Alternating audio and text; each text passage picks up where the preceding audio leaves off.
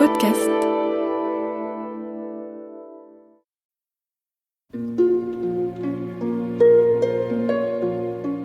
Le 23 juin 1848, Paris se couvre de barricades.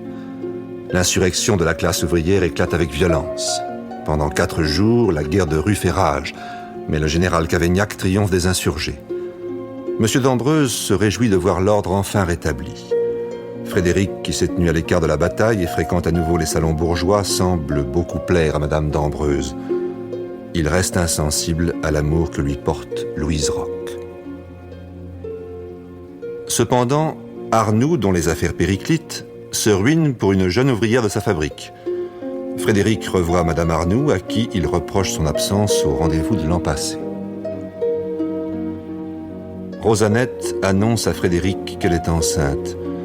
Deslauriers, désabusé par ses expériences politiques, demande à Frédéric d'user de ses relations pour lui procurer une place tranquille dans les affaires.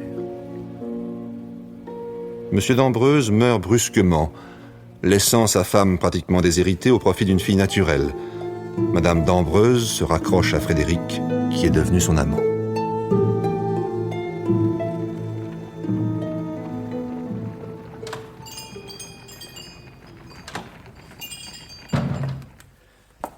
Monsieur désire? Une statue. C'est pour offrir à une église.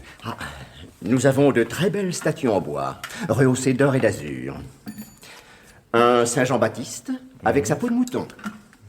Une Sainte Geneviève avec des roses dans son tablier. C'est d'un effet très heureux.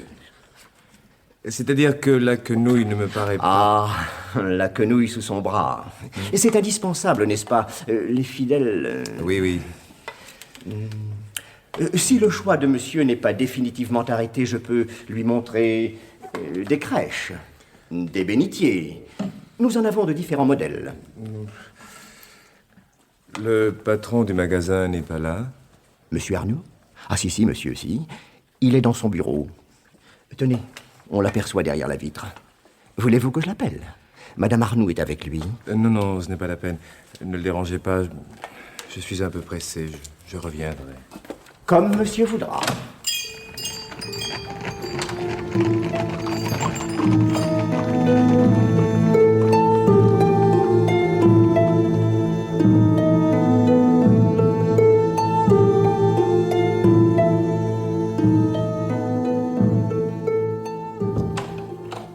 Alors, tu l'as vu? Je ne l'ai pas trouvé, Rosette. Pas trouvé? Est-ce que tu as cherché au moins? Quel mollasson tu fais? Je vais écrire à mon notaire du Havre. Surtout prends ton temps, Frédéric. Je me prive de tout. Je me torture. Toi, tu penses à écrire à ton notaire, qui nous répondra dans un mois. Mais dis-le donc tout de suite que tu n'as pas voulu leur réclamer de l'argent à tes Arnoux. Mais qu'est-ce que tu vas imaginer? Laisse les Arnoux là où ils sont. Tu ne vas pas les défendre, non, par hasard? Et enfin, pourquoi t'acharnes-tu contre eux? Mais la bonne blague! Parce qu'ils me doivent de l'argent, tiens. Et toi, pourquoi ne veux-tu pas qu'ils payent? Parce que tu as peur d'affliger ton ancienne, c'est ça, hein? Mais tais-toi donc, au nom du ciel. Non, si je veux. Tu vas voir. Je vais lui flanquer un procès à ton Arnoux. Toi? Oui, moi. Je n'ai pas besoin de toi, mon bonhomme. Je me débrouillerai toute seule.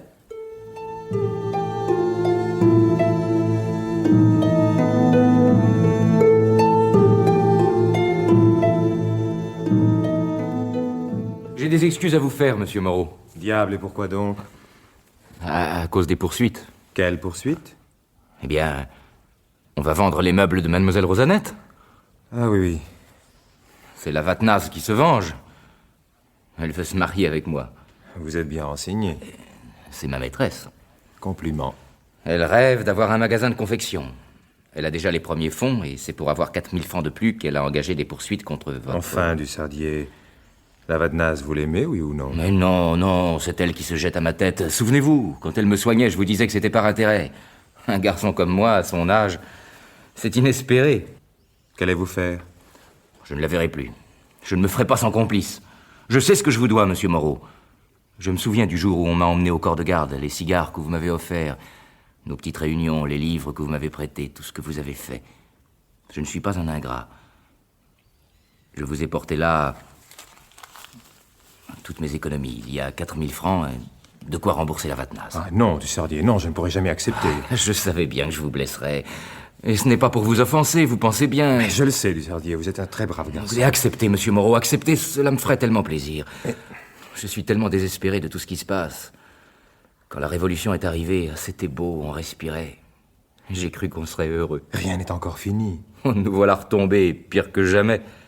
Ils tuent notre République, ils abattent les arbres de la liberté, ils ferment les clubs, ils rétablissent la censure, ils livrent l'enseignement aux prêtres. En attendant l'Inquisition. Comme vous y allez. Et pourquoi pas? Paris regorge de baïonnettes, l'état de siège est proclamé dans 16 départements. C'est vrai. Si on tâchait de s'entendre, pourtant. Il suffirait d'être de bonne foi. Hélas, mon pauvre Dussardier. Oui. Les ouvriers ne valent pas mieux que les bourgeois. Ils font tout pour qu'on se moque du peuple. Ils veulent élire un maçon à la présidence. Nadeau, le Limousin. Oui, je vous demande un peu, de quoi aurait-il l'air? Et tout le monde est contre nous. Moi, j'en deviendrai fou si ça continue. J'ai envie de me faire tuer pour ne plus voir ça. Dussardier, mon vieux. Oui, c'est pour ça que je vous demande d'accepter mon argent, pour me mettre un peu de baume sur le cœur. Ça me ferait du bien que vous acceptiez. Mais vous en avez besoin. Et puisque je vous dis que non... Et tenez, si ça peut faciliter les choses, disons que je vous le prête, vous me le rendrez plus tard. Dans ces conditions, j'accepte. Merci, Dussardier.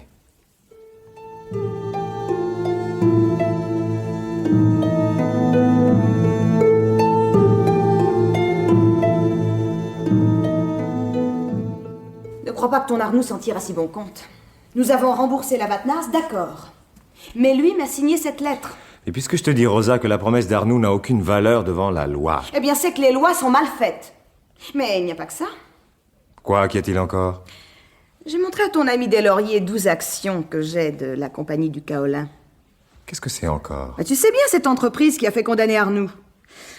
Alors, Deslauriers m'a dit que j'avais tout ce qu'il fallait pour faire emballer Arnoux. Tu ne feras pas ça. Je vais m'en priver, tiens.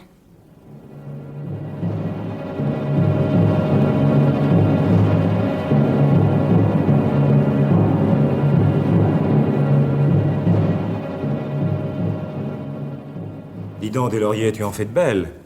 Quels sont ces bons conseils que tu as donnés à Rosanette? Elle s'est adressée à moi parce que je suis avocat. Il est de fait que si elle intente un procès à Arnoux, elle est sûre de le gagner. Explique-moi comment. Nous avons le droit d'assigner Arnoux pour le remboursement de ses créances. Nous prouverons d'abord qu'il était tenu solidairement à payer tout le passif de la compagnie, puisqu'il a déclaré comme dette collective des dettes personnelles. Ensuite, il nous sera facile de démontrer qu'il a diverti plusieurs effets à la société. Autrement dit, il s'est rendu coupable de banqueroute frauduleuse, articles 586 et 587 du Code du commerce. Et c'est toi qui vas t'occuper du procès? Non. Non, mon ancien patron. Moi, je vais à Nogent négocier l'achat de l'étude dont je t'ai parlé. Il ne faut pas que Rosanette engage ce procès. Trop tard. Elle a déjà donné ses ordres.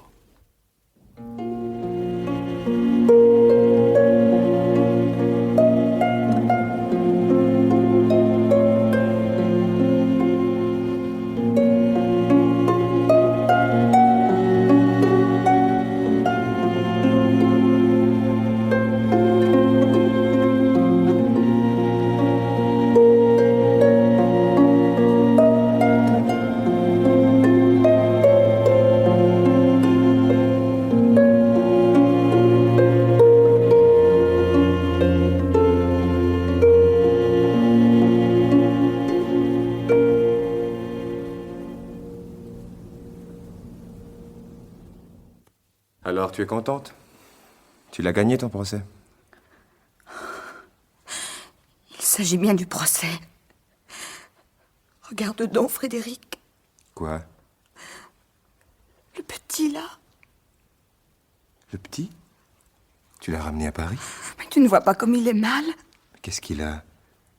Tu l'as montré au médecin? Oui. Et qu'est-ce qu'il a dit? C'est une maladie en it. Enfin, c'est le muguet, quoi. Tu connais ça?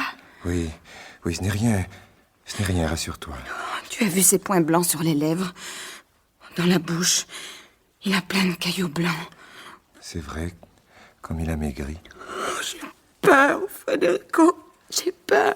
Allons, ne t'affole pas. Oh, mais regarde, ça gagne. On dirait de la moisissure partout. Donne-lui à boire. Mais il ne peut pas avaler. Oh, touche ses mains. Ce froide. Oh, Frédéric. Oh, Frédéric. Il ne remue plus. Il ne remue plus. Pauvre petit. Il ne respire plus. Oh non. Non, je ne veux pas. Oh, c'est mon petit à moi. Mon poupon. Mon petit enfant, Frédéric. Ce n'est pas possible. Mon petit, mon amour, non. Oh, il n'est pas mort, non. Oh, ce n'est pas vrai. Oh, mon petit ange. Mon petit ange.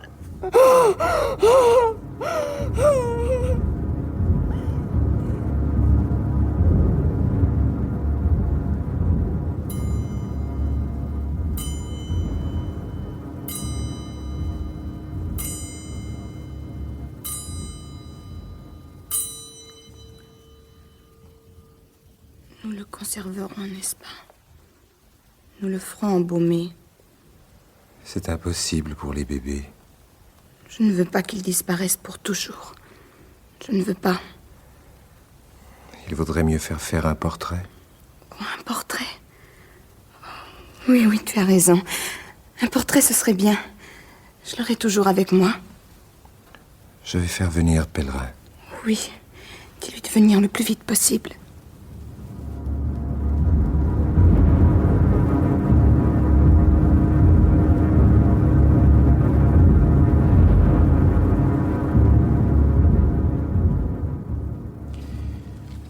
Pauvre petit ange. Ah, mon Dieu, quel malheur. Mais croyez-moi, hein, il n'est pas commode à peindre. Hein. Pourvu qu'il soit ressemblant. C'est tout ce que je souhaite. Oh, la ressemblance, voyons, c'est l'esprit qu'on peint. Ah. Mais qu'est-ce que vous voulez que je fasse avec ces yeux bistrés, cette face livide? Il faudrait que je puisse m'imaginer comme il devait être. Ah non, il n'y a guère que le pastel. Non, je vais faire un pastel. C'est une bonne idée. Avec des demi-teintes colorées que je passerai presque à plat, je pourrais obtenir un beau modelé sur les bords. C'est un peu comme les petits Saint-Jean du Corrège. Hein? Oui. Oh, les enfants, c'est le désespoir des peintres. L'infante rose de Velázquez, les chairs de Reynolds, la distinction de Lawrence, et surtout, l'enfant aux longs cheveux qui est sur les genoux de Lady Glower. Hein? Quelle merveille! On ne peut rien trouver de plus charmant que ces crapauds-là. Le type du sublime, ce sont les Madones de Raphaël. Hein? Quoi de plus beau qu'une mère avec son enfant? Écoute, Rosette, va te reposer un peu, crois-moi. Tu gênes Pèlerin. Et si tu veux que le portrait soit réussi... Oui, bon. Je reviendrai tout à l'heure.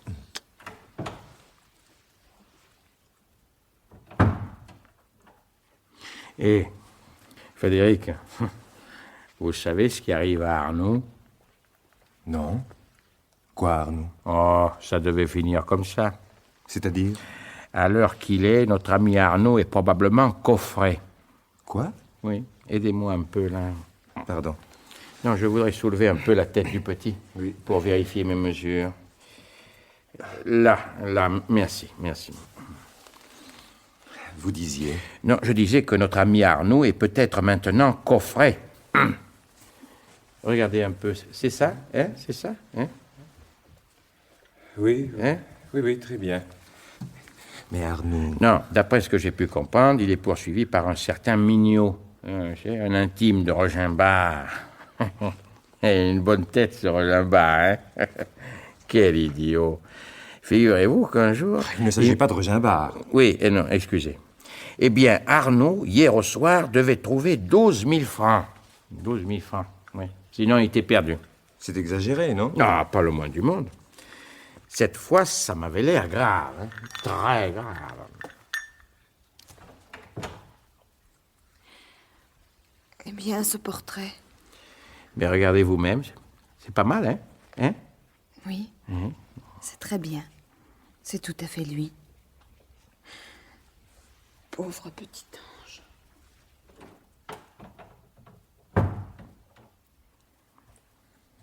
Je ne peux pas le croire.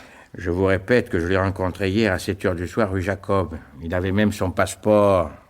Il parlait de s'embarquer au Havre, lui et toute sa smala. Comment? Avec sa femme? Ben évidemment, il va pas vivre tout seul. C'est un bon père de famille. Vous êtes sûr de ce que vous dites? Ben, à moins qu'il n'ait trouvé 12 000 francs d'ici là, mais non, ça m'étonnerait. Mais où allez-vous donc? Hé, Moreau! Frédéric, où vas-tu? Où vas-tu?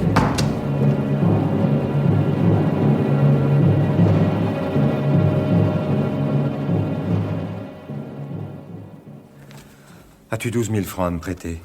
Mais quel air affolé. Frédéric, que t'arrive-t-il? Un ennui, il me faut 12 000 francs tout de suite. Ah. Peut-on savoir pourquoi? Je n'ai pas le temps de t'expliquer. Veux-tu me rendre ce service? Pour qui, alors? Ma chérie, le temps presse. Plus tard. Je ne donnerai rien avant de savoir. Je pensais que tu avais confiance en moi. Pourquoi n'aurais-je pas confiance? Je te pose une question, c'est tout, si tu ne veux pas répondre. Écoute, je sais que tu n'aimes pas aider les pauvres, mais il y a des cas où vraiment... Ne me reproche pas de tenir ma caisse, je veux savoir à quoi sert mon argent. Il n'y a rien de plus naturel. Bon, comme tu voudras. Monsieur fait la tête. Est-ce que vous êtes drôle, mon amour? Puisque tu t'obstines. Je veux savoir, c'est mon droit. Eh bien, c'est pour un ami. Comment s'appelle-t-il? Mais quelle importance? Son nom. Son nom, je te demande son nom. Tu ne l'as pas oublié. Cela me gêne que tu insistes. Cessons ces enfantillages, tu veux. Il s'appelle Dussardier. Tu es contente? Il a volé ses patrons. Il faut qu'il remette l'argent dans la caisse aujourd'hui même, sinon... Ah bon, voilà donc le grand mystère expliqué. Je te supplie de ne rien dire de tout cela à quiconque. Mais quelle idée. Pour qui me prends-tu, Frédéric? On dirait que tu es le coupable, ma parole. Qui, moi? Oui, toi. Tu prends des airs tragiques pour une affaire ridicule. Tiens. Prends-les tes 12 000 francs. Et grand bien lui fasse à ton ami.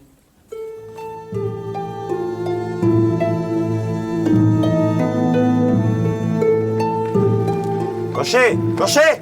Oh là là, oh. Oh. Rue Paradis. Bien, monsieur. Voilà. Cocotte. Allez,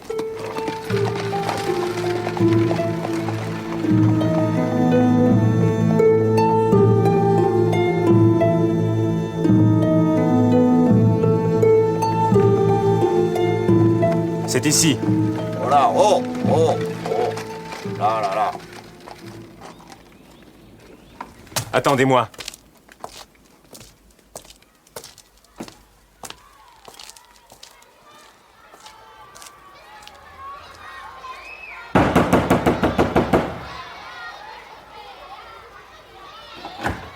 Eh là, oh. Qu'est-ce que vous voulez? Vous allez tout démolir, vous? Monsieur Arnoux? Là, vous n'avez pas de chance. Il est parti hier au soir. Parti? Et madame? Madame Arnoux? Oui, madame Arnoux, sa femme. Elle est partie avec son mari, tiens. Où? Oh, ma foi, j'en sais rien du tout. Ils ne m'ont pas laissé d'adresse. Est-ce qu'ils doivent revenir? Ça m'étonnerait. Et leur bonne? Ah, je l'ai vu ce matin avec ses valises. On lui a payé ses gages. Partis? Ils sont partis? Et j'ai entendu quelqu'un?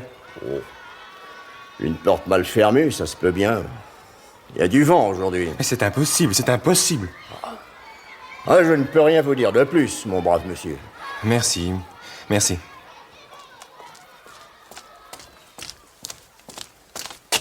Cocher, à Montmartre, rue de l'Empereur. Vite, vite. Cocotte.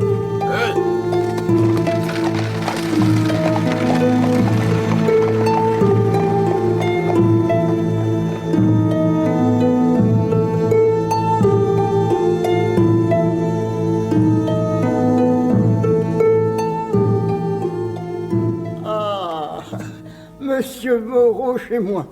Ça, c'est un honneur. Ça nous change du petit café de la place de la Bastille. Et seulement quand je n'y suis pas, Madame Rochimbard, ma femme, transforme ma maison en atelier de couture et mon bureau en salon d'essayage. Ce qui fait qu'il y a des robes sur tous les meubles. Mon mari est rentré plus tôt que d'habitude. Excusez-moi, monsieur, je vous prie. Les ouvrières viennent seulement de partir. Je n'ai pas eu le temps de mettre un peu d'ordre. Laissez, madame, laissez. Cela n'a aucune importance. Je connais vos qualités. Madame d'Ambreuse m'a dit combien elle appréciait vos services. Oh, pour ça, je suis toute dévouée, madame. Alors, Moreau, quel bon vent vous amène? Je n'ai pas besoin de vous le dire. Arnoux. Vous savez ce qui est arrivé à Arnoux? Si, je le sais. Ah, dame, c'est toute une histoire. Alors? Mais asseyez-vous donc, monsieur Moreau. Merci, madame. Si, asseyez-vous, ça risque d'être long. Ah, ce sacré Arnoux, quelle tête de linotte. Il a brûlé la chandelle par les deux bouts, celui-là, et ça l'a perdu. À dire vrai, c'est le cotillon qui l'a perdu. La Bordelaise? Oh, la Bordelaise et les autres. Ah, bah, c'est pas lui que je plains. C'est sa pauvre femme. Madame Arnoux, ça, c'est une femme vertueuse. Je lui tire mon chapeau. Et qui a bien mérité. Oui. Ah, elle a dû joliment souffrir avec ce coco-là. Mais enfin, comment cela s'est-il passé? Toujours les idées d'Arnoux, les rêves du bonhomme. Ah, il en a eu des projets. Louer les remblais de la ligne du Nord pour y semer des pommes de terre. Organiser sur les boulevards une cavalcade monstre avec toutes les célébrités de l'époque et louer toutes les fenêtres à 3 francs en moyenne. Et établir un café chantant réservé aux œuvres patriotiques. Ça, c'était au moment de la Révolution. Oui. Il avait aussi imaginé de fonder une chapellerie militaire, que sais-je, et toujours sans fonds pour commencer ses affaires. Cette fois, le mal est venu de ce qu'il a voulu s'associer à un marchand d'objets religieux. Oui, vous m'en avez déjà parlé. S'associer, c'est bien joli, mais il faut apporter sa part. Et Arnoux n'avait rien? Le siècle, vous connaissez? Oui. Bon, un patriote de mes amis, un dénommé Mignot, possédait 100 actions de ce journal. Et Arnoux connaissait Mignot? Tout juste. Suivez-moi bien. Arnoux a démontré à Mignot qu'il fallait changer la gérance du journal, rendre la rédaction plus démocratique. Mignot a été d'accord, ça servait ses intérêts. Mais comment faire? Rien de plus simple, dit Arnoux. Avoir la majorité lors de la prochaine assemblée des actionnaires. Mignot lui remet 50 actions, et si lui, Arnoux, se charge de les repasser à des amis sûrs, le tour est joué. Sitôt dit, sitôt fait. Oui. Oui, mon Mignot remet 50 actions à mon Arnoux, qui en fait quoi? Qui les vend? Tout juste. Pour acheter des chapelets et des bénitiers. Là-dessus, le temps passe, et puis Mignot, un beau jour, réclame Arnoux les lanternes. Mignot est un brave homme, il patiente, jusqu'au jour où il menace Arnoux d'une plainte en escroquerie s'il ne lui restitue pas ses titres ou une somme équivalente. Voilà l'affaire. Combien lui réclame-t-il? 50 000 francs.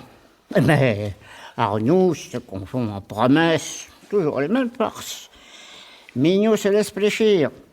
Il se rabat sur le quart de la dette. 12 000 francs? Oui, 12 000 francs. Et que Mignot somme Arnoux d'avoir à lui rendre dans les 24 heures, sans préjudice du reste. L'autre, bien sûr, ne peut pas faire face. Et nous en sommes là. Mais je les ai, moi, les 12 000 francs. Qui? Vous?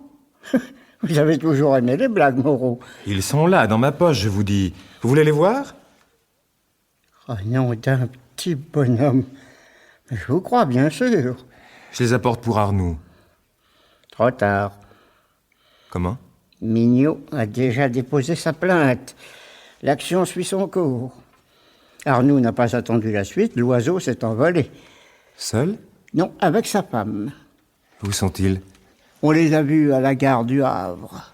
Oh, regarde donc monsieur Moreau qui se trouve mal. Allons. Olympe, donne donc un petit remontant à monsieur Moreau.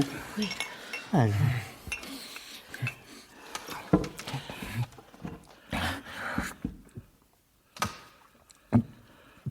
Ah. Merci. Ce n'est rien, excusez-moi. Un malaise passager. Oh, je comprends bien, monsieur, quand on est si attaché à ses amis. Si attaché. Marie est partie. Elle est partie. Je ne la reverrai plus. Elle est dans le train, elle regarde du côté de Paris. Ou bien elle est sur un bateau comme la première fois où je l'ai rencontrée. Elle va vers les pays d'où l'on ne revient jamais. Et moi, je la laisse aller. Moi qui l'aime plus que tout au monde, moi qui suis son véritable époux. Livré à tous les hasards, livré à la misère.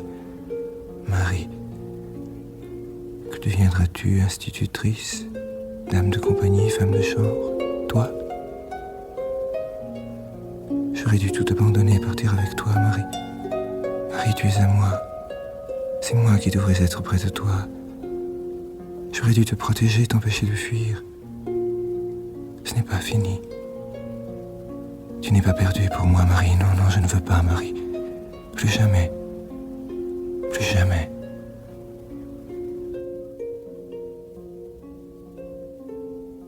Ainsi cet argent, mon argent à moi, c'est 12 000 francs. C'était pour empêcher le départ de l'autre, pour se conserver une maîtresse. Le misérable. Voilà pas tout raconté par le menu. Ces 12 000 francs, ce n'était pas pour du Sardier. Un ami en danger. C'était pour Madame Arnoux. Je le chasserai comme un laquais. Quand je pense qu'il prétendait être mon serviteur, le plus dévoué, le plus attentif, le plus fidèle, et que j'étais prête à le croire. Tout le monde saura. Je le chasserai. Non. Non, pas cela, c'est moi qui serai la risée. Il serait bien trop content de me sentir malheureuse, humiliée.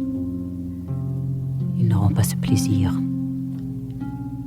Ils ne sauront rien. Personne ne saura rien. Personne. Madame d'Ambreuse gardera la tête haute. Frédéric. C'était dans là tout l'amour que tu me portais. C'était dans là la vérité de ton visage. Frédéric. Frédéric.